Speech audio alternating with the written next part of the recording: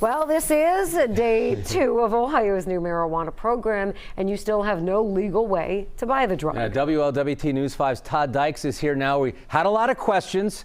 He went to get answers today about this new law that's now on the books in Ohio. We've been debating this, Todd, in the newsroom, and you went out to answer some of those things. Yeah, you really just have to examine the law word by word to understand where things stand. You know, those questions do touch on all kinds of topics, from smoking pot in apartments to being high on the Ohio River.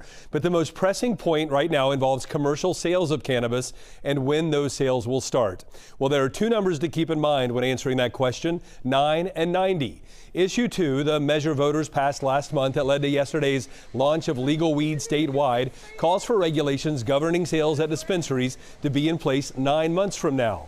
But if lawmakers change the new marijuana program, sales could start at existing medical dispensaries in 90 days. We faced the same issue in Oregon in 2015, and it so quickly became abundantly clear that we had a major crisis with people selling pot on Instagram out of their vans in parks. The governor, the legislature, the industry, and the regulatory body immediately got together and passed an emergency bill to allow early access to medical dispensaries for recreational consumers.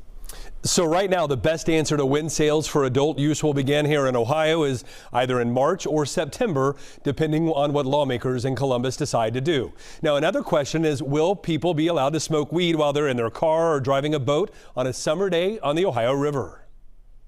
So it is illegal already in the state of Ohio to drive under the influence of marijuana or to be smoking it in your car, and there's no issue 2 that would override that. And the same goes for boats, trackless trolleys, bikes, and airplanes. Another question people are asking is if they can smoke weed in an apartment. Again, it depends. Issue 2 gives landlords the power to prohibit smoking as long as it's spelled out in a lease agreement. Todd Dykes, WLWT News 5. All right, Todd, thanks so much. A woman